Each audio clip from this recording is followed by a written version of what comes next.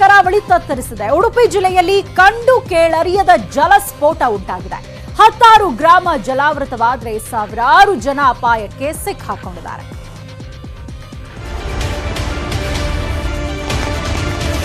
ಇನ್ನೆರಡು ದಿನಗಳ ಕಾಲ ರೆಡ್ ಅಲರ್ಟ್ ಇದೆ. ಈಗಾಗಲೇ ಬೆಂಗಳೂರಿನಿಂದ ಹೆಲಿಕಾಪ್ಟರ್ ಮತ್ತು ಕಾರವಾರದ ನೌಕಾ ಪಡೆಯ ಹೆಲಿಕಾಪ್ಟರ್ ಅನ್ನು ಈಗಾಗಲೇ ಹೇಳಿದ್ದಾರೆ. ನಿಜವಾಗೂ ಸಹ NDRF ತಂಡ ಅವರು ಇದರಲ್ಲಿ ಎಷ್ಟು ಎಕ್ಸ್ಪರ್ಟ್ ಅನ್ನೋದು ನಮಗೆ ಈಗ ಗೊತ್ತಾಗ್ತಾ ಇದೆ. ನೀರಿನಲ್ಲಿ ಮುಳುಗಿರುವ ಕಾರುಗಳು, ಧರೆಗುರುಳಿರುವ ಮನೆಗಳು, ಅಂಗಡಿ, ಗೋಡೌನ್ ಒಳಗೆಲ್ಲ ನೀರು, ಉಕ್ಕಿ ಹರಿತಿವೆ ಹಳ್ಳ ಕೊಳ್ಳ ನದಿಗಳು, ನಗರ ಗ್ರಾಮವೆಲ್ಲ ಜಲಾವೃತ. ಇದು ಉಡುಪಿ ಜಿಲ್ಲೆಯ ಜಲಪ್ರಳಯದ ಭೀಕರತೆಯ ದೃಶ್ಯ.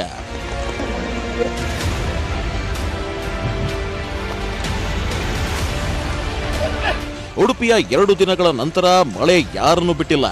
ಮನೆ, ಮಠ, ಗದ್ದೆ, ತೋಟ, ಹಳ್ಳಿ, ಪಟ್ಟಣ, ರೈತ, ಮಕ್ಕಳು, ಮಹಿಳೆಯರು, ವೃದ್ಧರು ವರುಣಾಘಾತಕ್ಕೆ ಕೃಷ್ಣನೂರಿನ ಎಲ್ಲರೂ ಬೆಚ್ಚಿ ಬಿದ್ದಿದ್ದಾರೆ. ಇದು ಸ್ವರ್ಣ ನದಿ, ಸೀತಾ ನದಿ ಪ್ರವಾಹ ಇಡೀ ಊರಿಗೆ ಊರೇ ನದಿಯಂತಾಗಿದೆ. ಮನೆ, ಅಂಗಡಿ, ಕಟ್ಟಡ, ತೋಟ, ಗದ್ದೆ ಎಲ್ಲ ನೀರು ಪಾಲು. ಉಡುಪಿ ಬ್ರಹ್ಮಾವರ, ಕಾಪು, ಕಾರ್ಕಳ ತಾಲೂಕಿನ ಜನರು ಮಹಾಮಳೆ ಹಾಗೂ ನದಿ ಪ್ರವಾಹಕ್ಕೆ ಕಂಗೆಟ್ಟು ಕೂತಿದ್ದಾರೆ. NDRF ಸಿಬ್ಬಂದಿ ಜನರ ರಕ್ಷಣೆಗೆ ಹರಸಾಹಸ ಮಾಡಿದ್ದಾರೆ.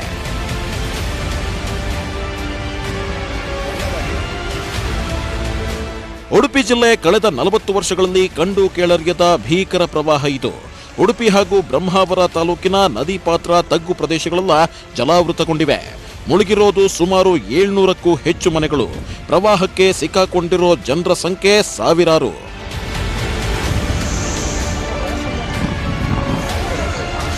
NDRF ಸಿಬ್ಬಂದಿ ಜೀವದ ಹಂಗು ತೊರೆದು ರೆಸ್ಕ್ಯೂ ಆಪರೇಷನ್ ಮಾಡಿದ್ದಾರೆ.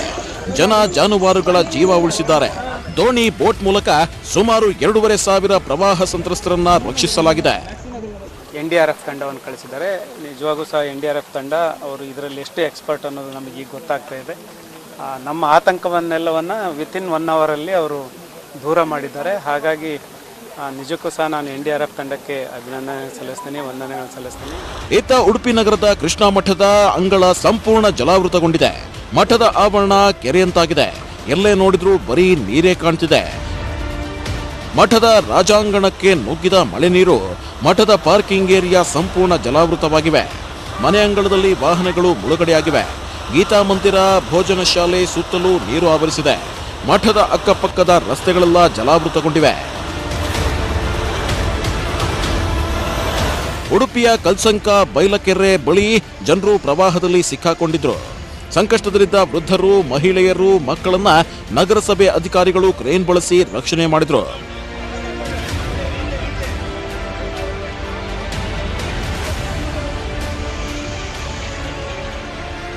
ಹಿರಿಯಡ್ಕದಲ್ಲಿ ಉಕ್ಕಿ ಹರಿದ ಸುವರ್ಣ ನದಿ ಜಲವಿದ್ಯುತ್ ಘಟಕದ ಪಂಪ್ ಹೌಸ್ ಅನ್ನ ಮುಳುಗಿಸಿಬಿಟ್ಟಿದೆ.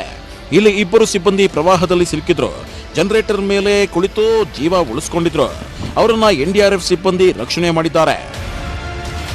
ಅತ್ತ ಸೈಂಟ್ ಮೇರೀಸ್ ದ್ವೀಪದಲ್ಲಿ 10 ಮಂದಿ ಮೀನುಗಾರರು ಸಿಕ್ಕಾಕೊಂಡಿದ್ರು. ಅವರನ್ನ ರಕ್ಷಣೆ ಮಾಡಲಾಗಿದೆ. ಸದ್ಯ ಬೋಟ್, ದೋಣಿ, ಕ್ರೇನ್ಗಳಲ್ಲಿ ರಕ್ಷಣಾ ಕಾರ್ಯಾಚರಣೆ ನಡೀತಿದ್ದು ಹೆಚ್ಚಿನ ಕಾರ್ಯಾಚರಣೆಗೆ ಹೆಲಿಕಾಪ್ಟರ್ ಬಳಸುವ ಸಾಧ್ಯತೆಯೂ ಇದೆ. ಹಾಗೆಯೇ ಇವತ್ತು ಹೆಲಿಕಾಪ್ಟರ್ನ ಅಗತ್ಯ ಎಲ್ಲೆಲ್ಲಿ ಅಗತ್ಯ ಇದೆ ಅಲ್ಲಿ ಯಾರು ಸಿಕ್ಕಾಕೊಂಡಿದ್ದಾರೆ ಅಂತ ಮನೆಗಳಿಂದ ಅಥವಾ ಅಂತ ನಡುಗುಡ್ಡೆಯಿಂದ ರಕ್ಷಣೆ ಮಾಡೋದಕ್ಕಾಗಿ ಈಗಾಗಲೇ ಬೆಂಗಳೂರಿನಿಂದ ಹೆಲಿಕಾಪ್ಟರ್ ಮತ್ತು ಕಾರವಾರದ ನೌಕಾ ಪಡೆಯ ಹೆಲಿಕಾಪ್ಟರ್ ಅನ್ನು ಈಗಾಗಲೇ ಹೇಳಿದ್ದಾರೆ. ಉಡುಪಿ ಜಿಲ್ಲೆಯಲ್ಲಿ ರಾತ್ರಿ ಮಳೆ ಭೀತಿ ಕೂಡ ಇದೆ. ಹೀಗಾಗಿ ತಗ್ಗು ಪ್ರದೇಶಗಳ ಜನರು ಸುರಕ್ಷಿತ ಸ್ಥಳಗಳಿಗೆ ಹೋಗಿ ಅಂತ TC ಮನವಿ ಮಾಡಿದ್ದಾರೆ. ಯಾರ್ಯಾರು ನದಿ ಅಕ್ಕಪಕ್ಕ ಇದ್ದಾರೆ, ಕುದ್ರುಗಳಲ್ಲಿದ್ದಾರೆ, ಅವರೆಲ್ಲರೂ ಸಹ ಹೊರಗೆ ಬಂದು ಸುರಕ್ಷಿತ ಸ್ಥಳದಲ್ಲಿ ಇರಬೇಕು ಅಂತ ನಾನು ಮನವಿ ಮಾಡ್ತೇನೆ. ಈಗಾಗಲೇ ನಮ್ಮ ತಹಸೀಲ್ದಾರ್ ತಂಡ ಸುರಕ್ಷಿತ ಪ್ರದೇಶಗಳನ್ನು ಗುರುತಿಸಿದೆ. ಅಲ್ಲಿ ಊಟ ತಿಂಡಿ ವ್ಯವಸ್ಥೆಯನ್ನು ನಾವು ಮಾಡ್ತೀವಿ ಜಿಲ್ಲಾಡಳಿತದಿಂದ. ಜಿಲ್ಲೆಯ ಬಹುತೇಕ ಗ್ರಾಮಗಳು ಮುಳುಗಡೆಯಾಗಿರೋದ್ರಿಂದ ನಾಳೆ ನಡೆಯಬೇಕಿದ್ದ ಪದವಿ ಅಂತಿಮ ವರ್ಷದ ಪರೀಕ್ಷೆಗಳನ್ನ ಮುಂದೂಡಿಕೆ ಮಾಡಲಾಗಿದೆ. ಜಿಲ್ಲೆಯಲ್ಲಿ ರೆಡ್ ಅಲರ್ಟ್ ಜಾರಿಯಲ್ಲಿದೆ. ಇತ್ತ ಕರಾವಳಿಯ ದಕ್ಷಿಣ ಕನ್ನಡ ಜಿಲ್ಲೆಯಲ್ಲೂ ಭಾರೀ ಮಳೆ ಸುರಿದಿದೆ. ಜಿಲ್ಲೆಯ ನಂದಿನಿ, ಶಾಂಭವಿ, ನೇತ್ರಾವತಿ, ಕುಮಾರಧಾರ ನದಿ ಉಕ್ಕಿ ಹರಿತಿದೆ. 100 ಎಕರೆ ಕೃಷಿ ಭೂಮಿಗೆ ನೀರು ನುಗ್ಗಿದೆ. ಕುಮಾರಧಾರೆಯ ಅಬ್ಬರಕ್ಕೆ ಕುಕ್ಕೆ ಸುಬ್ರಹ್ಮಣ್ಯದ ಸ್ನಾನಘಟ್ಟ ಮುಳುಗಡೆಯಾಗಿದೆ. Bureau report, news 18 Kannada. ಇನ್ನು ಕರಾವಳಿ ಜೊತೆ ಮಲೆನಾಡಲ್ಲೂ ಮಳೆ ಅವಾಂತರ ಮಾಡಿಬಿಟ್ಟಿದೆ. ಮಹಾಮಳೆಗೆ ಕೊಡಗು ಮತ್ತೆ ಕಂಪಿಸಿದೆ. ಕಾಫಿ ನಾಡು ಕೂಡ ತತ್ತರಿಸಿದೆ. ಉತ್ತರದಲ್ಲೂ ವರುಣ ಅವಾಂತರ ಮಾಡಿಬಿಟ್ಟಿದ್ದಾನೆ.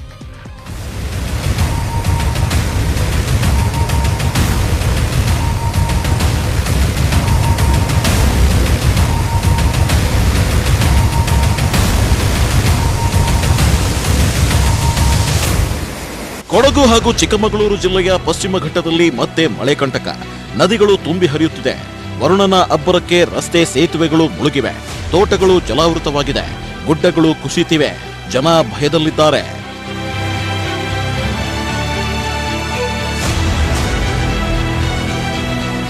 ಇದು ಕೊಡಗಿನ ಭಾಗಮಂಡಲದ ಪ್ರವಾಹ ಪರಿಸ್ಥಿತಿ.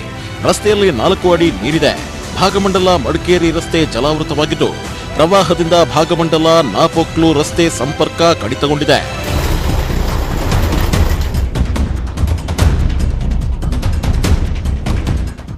ಅತ್ತ ತ್ರಿವೇಣಿ ಸಂಗಮ ಕೂಡ ಸಂಪೂರ್ಣ ಮುಳುಗಡೆ ಭೀತಿಯಲ್ಲಿದೆ. ಕಾವೇರಿ ನದಿ ನೀರು ಒಂದೇ ದಿನದಲ್ಲಿ 12 ಅಡಿ ಏರಿಕೆಯಾಗಿದೆ. ಹೀಗಾಗಿ ನದಿ ಪಾತ್ರದ ಜನ ಆತಂಕದಲ್ಲೇ ಕಾಲ ಕಳೀತಿದ್ದಾರೆ. ಕಾವೇರಿ ನದಿ ನೀರು ಹೆಚ್ಚಿನ ಪ್ರಮಾಣದಲ್ಲಿ ಕೆಆರ್ಎಸ್ಗೆ ಹರಿದು ಬರುತ್ತಿರುವುದರಿಂದ ಹೊರಹರಿವು ಕೂಡ ಹೆಚ್ಚಾಗಿದೆ. ನದಿ ಪಾತ್ರದಲ್ಲಿ ಪ್ರವಾಹದ ಆತಂಕ ಎದುರಾಗಿದೆ. ತಗ್ಗು ಪ್ರದೇಶದ ಜನ ಸುರಕ್ಷಿತ ಸ್ಥಳಗಳಿಗೆ ಹೋಗುವಂತೆ ಸೂಚನೆ ನೀಡಲಾಗಿದೆ.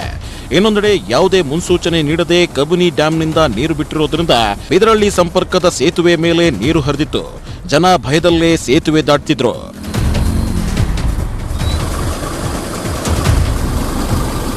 ಇತ್ತ ಚಿಕ್ಕಮಗಳೂರು ಜಿಲ್ಲೆಯನ್ನು ಮಳೆ ಕಾಡ್ತಿದೆ. ತುಂಗಾ ಹಾಗೂ ಭದ್ರಾ ನದಿ ಅಪಾಯದ ಮಟ್ಟದಲ್ಲಿ ಹರಿತಾ ಅಟ್ಟಹಾಸ ಮಾಡ್ತಿದೆ. ಭದ್ರಾ ನದಿ ನೀರು ಮಾಲ್ಗೊಂಡು ಸೇತುವೆಯನ್ನ ಮುಳುಗಿಸಿದೆ. ಬಾಳೆಹೊನ್ನೂರು ಕಳಸ ರಸ್ತೆ ಸಂಪರ್ಕ ಬಂದ್ ಆಗಿದೆ. ಕಳಸ ಹೊರನಾಡು ಸಂಪರ್ಕ ಕಲ್ಪಿಸುವ ಹೆಬ್ಬಾಳೆ ಸೇತುವೆ ಕೂಡ ಮುಳುಗಡೆಯಾಗಿದೆ. ಚಿಕ್ಕಮಗಳೂರಿನ ಬಾಳೆಹೊನ್ನೂರು ಮತ್ತೆ ಕಳಸ ಸಂಪರ್ಕ ಕಲ್ಪಿಸುವಂತ ಒಂದು ರಾಷ್ಟ್ರೀಯ ಹೆದ್ದಾರಿ ಆಗಿದೆ. ಈಗಾಗಲೇ ಏನಿದು ಕಡ್ಗೋಡು ಅಂತ ಒಂದು ಹಳ್ಳ ಬರುತ್ತೆ. ಈ ಹಳ್ಳ ಸಂಪೂರ್ಣವಾಗಿ ಈಗ ತುಂಬಿ ರಸ್ತೆ ಮೇಲೆ ಹರಿತಿರುವಂತದ್ದು. ಅತ್ತ ಬಾಳೆಹೊನ್ನೂರಿನಲ್ಲಿ ಕಾಫಿ ತೋಟಗಳನ್ನ ಭದ್ರಾ ಪ್ರವಾಹ ತಿಂದು ಹಾಕಿದೆ.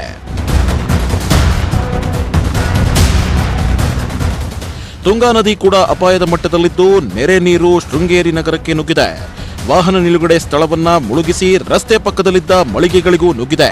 ಶೃಂಗೇರಿ ಮಠದ ಗಾಂಧಿ ಮೈದಾನ ಪ್ರವಾಹದ ಭೀತಿ ಎದುರಿಸುತ್ತಿದೆ.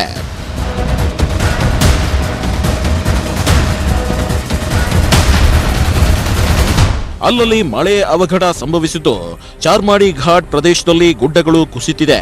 ಮಳೆಯ ಆರ್ಭಟಕ್ಕೆ ಮೂಡಿಗೆರೆ ತಾಲೂಕಿನ ಜಾವಳಿ ಬಳಿ ಕ್ವಾಲಿಸ್ ಕಾರೊಂದು ಪಲ್ಟಿಯಾಗಿದೆ. ವರುಣನ ಅಬ್ಬರಕ್ಕೆ ಪ್ರಕೃತಿಯ ಸೌಂದರ್ಯ ಕೂಡ ಹೆಚ್ಚಾಗಿದೆ. ಚಾರ್ಮಾಡಿ ಘಾಟ್ ಫಾಲ್ಸ್, ಕೆಮ್ಮಣ್ಗುಂಡಿ ಫಾಲ್ಸ್ ಹಾಗೂ ತರೀಕೆರೆ ತಾಲೂಕಿನ ಕಲ್ಲತ್ತಿಗಿರಿ ಜಲಪಾತ ಮೈದುಂಬಿದೆ.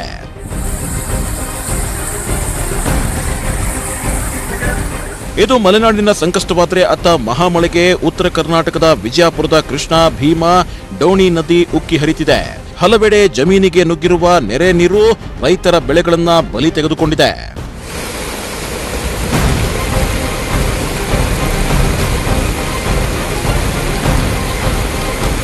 ಅತ್ತ ರಾಯಚೂರು ಜಿಲ್ಲೆಯಲ್ಲಿ ಮಳೆ ಆರ್ಭಟ ಮುಂದುವರೆದಿದ್ದು ಮಾನ್ವಿ ತಾಲೂಕಿನ ಆರೋಲಿ ಗ್ರಾಮದ ಸಂಪರ್ಕ ಕಡಿತಗೊಂಡಿದೆ. ಇಲ್ಲಿ ರೈತರು ಬೆಳೆದಿದ್ದ ಹತ್ತಿ ಬೆಳೆ ಸಂಪೂರ್ಣ ಹಾನಿಯಾಗಿವೆ.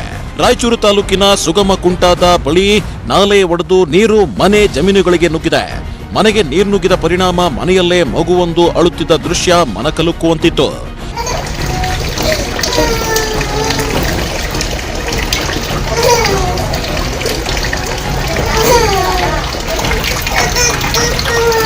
ಯಾದಗಿರಿಯ ಕೊಂಕಲ ಗ್ರಾಮದ ಮಳೆ ಅವಾಂತರ ಮಾಡಿದೆ.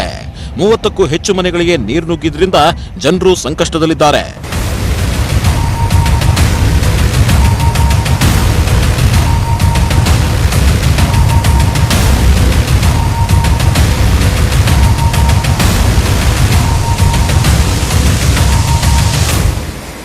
Bureau report, news 18 Kannada.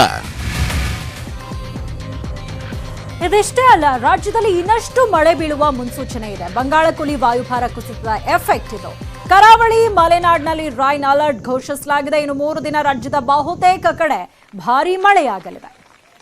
ಎರಡನೇದಾಗಿ ಪೂರ್ವ ಪಶ್ಚಿಮವಾಗಿ ಸುಮಾರು 16 ಡಿಗ್ರಿ ಉತ್ತರ ಅಕ್ಷಾಂಶದಲ್ಲಿ 3.1 ಮತ್ತು 7.6 ಕಿಲೋಮೀಟರ್ ಎತ್ತರದಲ್ಲಿ CRG ಹೊಂದಿದೆ. ಇವುಗಳ ಪ್ರಭಾವದಿಂದ ಕರಾವಳಿ ಜಿಲ್ಲೆಗಳಲ್ಲಿ ಸೆಪ್ಟೆಂಬರ್ 20ರಿಂದ 23ರವರೆಗೆ ವ್ಯಾಪಕ ಮಳೆಯಾಗುವ ಹೆಚ್ಚಿನ ಸಾಧ್ಯತೆಗಳು ಇವೆ. ಕರಾವಳಿ ಜಿಲ್ಲೆಗಳಾದ ಉತ್ತರ ಕನ್ನಡ, ಉಡುಪಿ ಹಾಗೂ ದಕ್ಷಿಣ ಕನ್ನಡ ಜಿಲ್ಲೆಗಳಲ್ಲಿ ಹಾಗೂ ಮಲೆನಾಡಿನ ಜಿಲ್ಲೆಗಳಾದ ಶಿವಮೊಗ್ಗ, ಚಿಕ್ಕಮಗಳೂರು, ಹಾಸನ ಹಾಗೂ ಕೊಡಗು ಜಿಲ್ಲೆಗಳಲ್ಲಿ ಸೆಪ್ಟೆಂಬರ್ 20 ಹಾಗೂ 21ರಂದು ಹಲವು ಕಡೆ ಭಾರೀ ಹಾಗೂ ಅತಿ ಭಾರೀ ಮಳೆ ಆಗಲಿದ್ದು, ಅಲ್ಲಲ್ಲಿ ಅತ್ಯಂತ ಭಾರೀ ಮಳೆ ಅಂದರೆ 20 ಸೆಂಟಿಮೀಟರ್ಗಿಂತ ಹೆಚ್ಚಿನ ಮಳೆಯಾಗುವ ಸಾಧ್ಯತೆ ಇರುವುದರಿಂದ ರೆಡ್ ಅಲರ್ಟ್ ಅನ್ನು ಘೋಷಿಸಲಾಗಿದೆ. ಸ್ಯಾಂಡಲ್ವುಡ್ ಡ್ರಗ್ಸ್ ಡೀಲ್ ಪ್ರಕರಣದ ತನಿಖೆ ವೇಗ ಪಡ್ಕೊಳ್ತಾ ಇದೆ. ಮತ್ತಷ್ಟು ಮಂದಿ ಖಾಕಿ ಬಲೆಗೆ ಸಿಲ್ಕೊಳ್ತಾ ಇದ್ದಾರೆ. ಸಿಸಿಬಿ ಪೊಲೀಸರು ಮತ್ತೋರ್ವನನ್ನ ಬಂಧಿಸಿ ಡ್ರಿಲ್ ಮಾಡಲು ಮುಂದಾಗಿದ್ದಾರೆ. ಈತ ಕೂಡ ಇಡೀ ಹಗರಣದ ಕಿಂಗ್ ಪಿನ್. ಇವನು ಯಾರ ಹೆಸರು ಹೇಳ್ತಾನೋ ಅನ್ನೋ ಟೆನ್ಷನ್ ಶುರುವಾಗಿದೆ.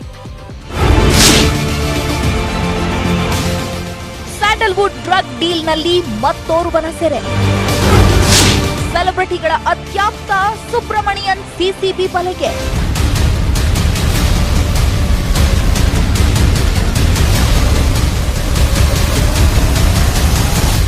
ಸ್ಯಾಂಡಲ್ವುಡ್ ಡ್ರಗ್ಸ್ ಡೀಲ್ ತನಿಖೆ ಸೆಲೆಬ್ರಿಟಿಗಳ ಪಾಲಿಗೆ ನುಂಗಲಾರದ ಬಿಸಿ ತುಪ್ಪವಾಗಿದೆ. ಸಿಸಿಬಿ ಪೊಲೀಸರು ನಾನಾ ಆಯಾಮಗಳಲ್ಲಿ ತನಿಖೆ ಹಾಗೂ ಬಂಧಿತ ಆರೋಪಿಗಳ ವಿಚಾರಣೆ ನಡೆಸ್ತಾ ಇದ್ದಾರೆ. ತನಿಖೆ ವೇಳೆ ಮತ್ತಷ್ಟು ಮಂದಿಯ ಹೆಸರು ಬಯಲಿಗೆ ಬರ್ತಿದೆ. ಇದೀಗ ಸೆಲೆಬ್ರಿಟಿಗಳ ಪಾಲಿಗೆ ಅತ್ಯಾಪ್ತನಾಗಿದ್ದ ಶ್ರೀ ಅಲಿಯಾಸ್ ಶ್ರೀನಿವಾಸ್ ಸುಬ್ರಮಣಿಯನ್ ಎಂಬಾತನನ್ನ ಸಿಸಿಬಿ ಪೊಲೀಸರು ಬಂಧಿಸಿ ವಿಚಾರಣೆ ನಡೆಸಿದ್ದಾರೆ. ಆರೋಪಿ ವಾಸವಿದ್ದ ಫ್ಲಾಟ್ನಲ್ಲಿ 13 ಎಕ್ಸಾಟಸಿ ಮಾತ್ರೆಗಳು, 100 ಗ್ರಾಂ ಗಾಂಜಾ, 101 ಗ್ರಾಂ MDMA, 0.5 ಗ್ರಾಂ ಹ್ಯಾಶಿಶ್ ಪತ್ತೆಯಾಗಿದೆ.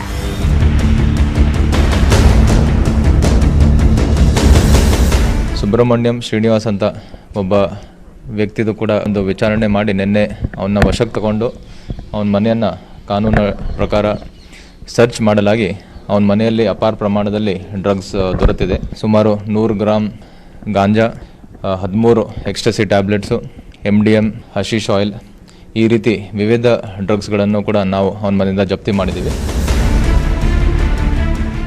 ಆರೋಪಿ ಸುಬ್ರಮಣಿಯನ್ ಬಂಧಿತ ನಟಿಯರೊಬ್ಬರೊಂದಿಗೆ ನಂಟು ಹೊಂದಿದ್ರು ಎನ್ನಲಾಗಿದೆ. ಕೆಲ ತಿಂಗಳ ಹಿಂದೆ 3-4 ಬಾರಿ ಸುಬ್ರಮಣಿಯನ್ ವಾಸವಿದ್ದ ಫ್ಲಾಟ್ಗೆ ನಟಿ ಹೋಗಿದ್ರು ಅಂತ ಪೊಲೀಸ್ ಮೂಲಗಳು ತಿಳಿಸಿವೆ. ಬಂಧಿತ ಶ್ರೀ, ವೈಭವ್ ಜೈನ್, ನಟ ಸಂತೋಷ್, ಅಕುಲ್ ಬಾಲಾಜಿಗೆ ಆಪ್ತ. ಆಂಕರ್ ಅಕುಲ್ ಫಾರ್ಮ್ ಹೌಸ್ ಲೀಸ್ಗೆ ಪಡೆದಿದ್ದ ಶ್ರೀನಿವಾಸ್ ಇದೇ ಫಾರ್ಮ್ ಹೌಸ್ನಲ್ಲೇ ಗಾಂಜಾ ಡ್ರಗ್ ಮಾರಾಟ ಮಾಡ್ತಿದ್ದ ಆರೋಪ ಕೇಳಿದೆ. ಇದೇ ಕಾರಣಕ್ಕೆ ಅಗ್ರಿಮೆಂಟ್ ಕ್ಯಾನ್ಸಲ್ ಮಾಡಿಕೊಂಡಿದ್ದ ಅಕುಲ್ ಬಾಲಾಜಿ.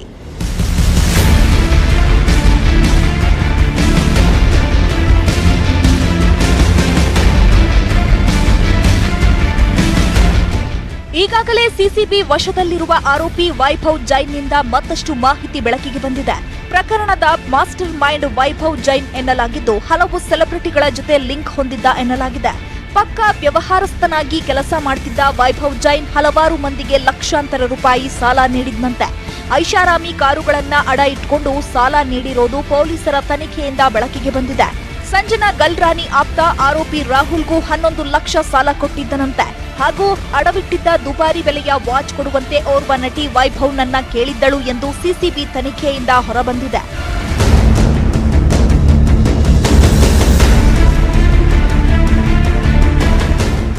ಬಂಧಿತ ಸುಬ್ರಮಣಿಯನ್ ಮತ್ತೋರ್ವ ಆರೋಪಿ ವೈಭವ್ ಜೈನ್ ಜೊತೆ ಸಂಪರ್ಕ ಇದ್ದ ಬಗ್ಗೆ ಬಾಯ್ಬಿಟ್ಟಿದ್ದಾನೆ.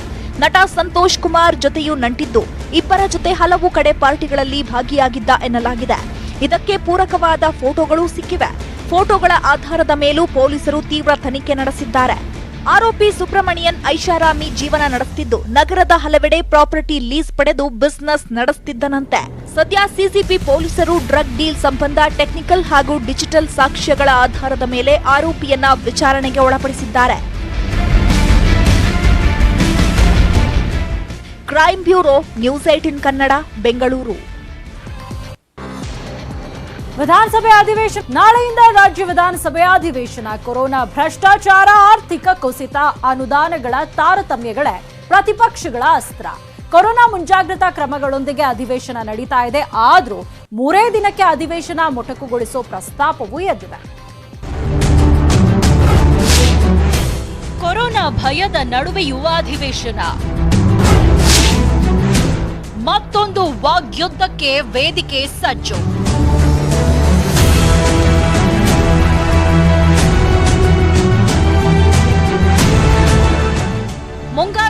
ಅಧಿವೇಶನಕ್ಕೆ ವಿಧಾನಸೌಧ ಸಜ್ಜಾಗಿದೆ. ಕೋವಿಡ್ ಹಿನ್ನೆಲೆಯಲ್ಲಿ ಕಟ್ಟುನಿಟ್ಟಿನ ಕ್ರಮ ವಹಿಸಲಾಗಿದೆ.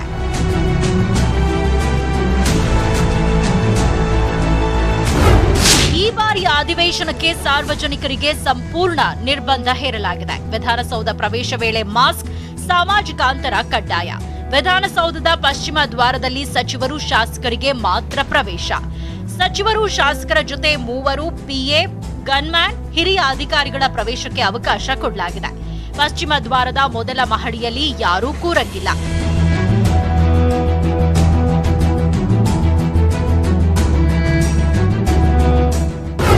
ಕೊರೋನಾ ಹಿನ್ನೆಲೆಯಲ್ಲಿ ಭಾರಿ ಮುಂಜಾಗ್ರತೆ ಕೈಗೊಳ್ಳಲಾಗಿದೆ. ಎಲ್ಲ ಶಾಸಕ, ಸಚಿವ, ಅಧಿಕಾರಿ, ಸಿಬ್ಬಂದಿಗೆ ಕೋವಿಡ್ ಟೆಸ್ಟ್ ಕಡ್ಡಾಯ. ಮಾಧ್ಯಮ ಪ್ರತಿನಿಧಿಗಳಿಗೂ ಕೋವಿಡ್ ಟೆಸ್ಟ್ ಕಡ್ಡಾಯ. ಕೋವಿಡ್ ನೆಗೆಟಿವ್ ರಿಪೋರ್ಟ್ ಕಡ್ಡಾಯವಾಗಿ ತರಬೇಕು. ಅಧಿವೇಶನ ಮುಗಿಯುವವರೆಗೂ ವಿಧಾನಸೌಧದಲ್ಲಿ ಟೆಸ್ಟ್ ಮಾಡಲಾಗುತ್ತೆ. ಸಭಾಂಗಣದ ಒಳಗೆ ಹೊರಗೆ ಹೋಗುವಾಗ ರಿಪೋರ್ಟ್ ತೋರಿಸೋದು ಕಡ್ಡಾಯ. ಅಧಿವೇಶನದ ಒಳಗೆ ಬರುವಂತಹ ಅಧಿಕಾರಿ ವರ್ಗ ಇರ್ಬೋದು, ನಮ್ಮ ಸಿಬ್ಬಂದಿ ವರ್ಗ ಇರ್ಬೋದು, ಮಾಧ್ಯಮದ ಸ್ನೇಹಿತರು ಇರ್ಬೋದು, ಯಾರು ಸದನದ ಒಳಗೆ ಪ್ರವೇಶಿಸ್ತಾರೋ ಅವರು ಕಡ್ಡಾಯವಾಗಿ ನೆಗೆಟಿವ್ ರಿಪೋರ್ಟನ್ನು ತರಬೇಕು ಮತ್ತು 72 ಗಂಟೆ ಒಳಗಿನ ನೆಗೆಟಿವ್ ರಿಪೋರ್ಟ್ ಆಗಿರಬೇಕು. ವಿಶೇಷವಾಗಿ ಸಚಿವರುಗಳು ಅಥವಾ ಶಾಸಕರುಗಳು ಅವ್ರು ಗನ್ಮೆನನ್ನು ಬಿಟ್ಟರು ಬಂದರೆ ಒಳ್ಳೆಯದು. ಈ ವಿಧಾನಸೌಧದ ಒಳಗೆ ಬರುವಾಗ ಸಾರ್ವಜನಿಕರಿಗೆ ಅವಕಾಶ ಇಲ್ಲ ಬರೋದಕ್ಕೆ, ಸದನ ನೋಡೋದಕ್ಕೆ. ಅಧಿವೇಶನದಲ್ಲಿ ಸರ್ಕಾರಕ್ಕೆ ಮುಜುಗರ ತರಲು ಪ್ರತಿಪಕ್ಷ ಕಾಂಗ್ರೆಸ್ ಸಜ್ಜಾಗಿದೆ. ಸರ್ಕಾರ ವೈಫಲ್ಯಗಳ ಪಟ್ಟಿಯನ್ನೇ ಮಾಡಿಟ್ಕೊಂಡಿದೆ. ಕೊರೋನಾ ಸಲಕರಣೆಗಳ ಖರೀದಿ ಅವ್ಯವಹಾರ, ಆರ್ಥಿಕ ಕುಸಿತ, ಅನುದಾನ ತಾರತಮ್ಯ ಹಾಗೂ ಇತ್ತೀಚಿನ ಡ್ರಗ್ಸ್ ಕೇಸ್ ಅಸ್ತ್ರದೊಂದಿಗೆ ಕಾಂಗ್ರೆಸ್ ತಯಾರಾಗಿದೆ.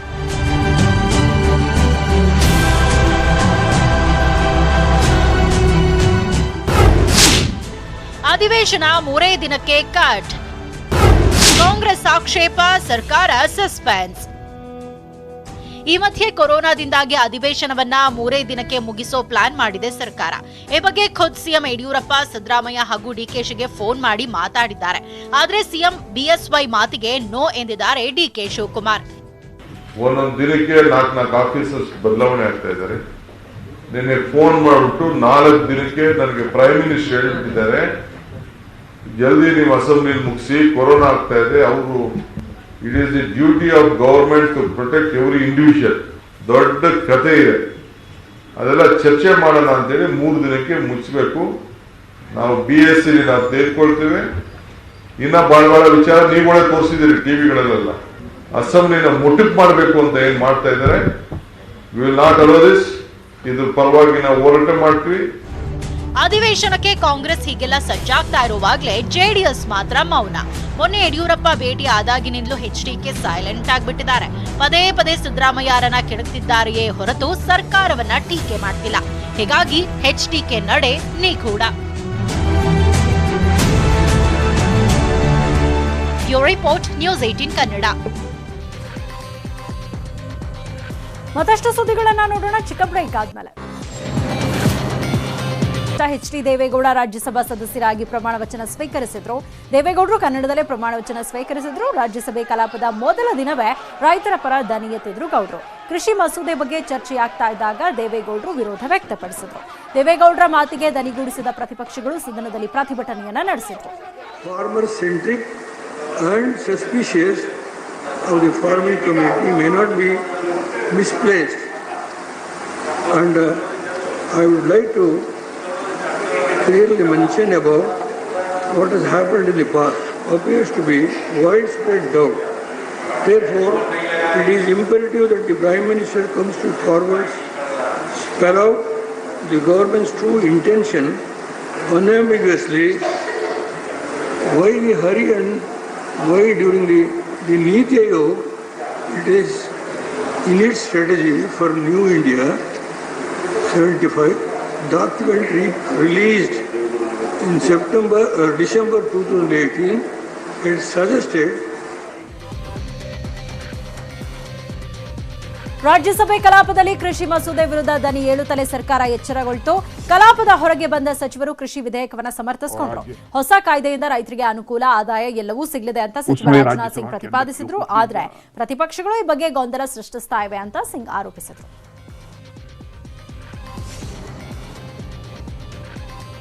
ಇದಾಗಿತ್ತು ಇವತ್ತಿನ ಅಗ್ರ ರಾಷ್ಟ್ರೀಯ ವಾರ್ತೆ. ನೋಡ್ತಾರೆ ನ್ಯೂಸ್ 18 ಕನ್ನಡ. ಜಾಲ ನಮ್ಮದು, ಬಲ ನಿಮ್ಮದು.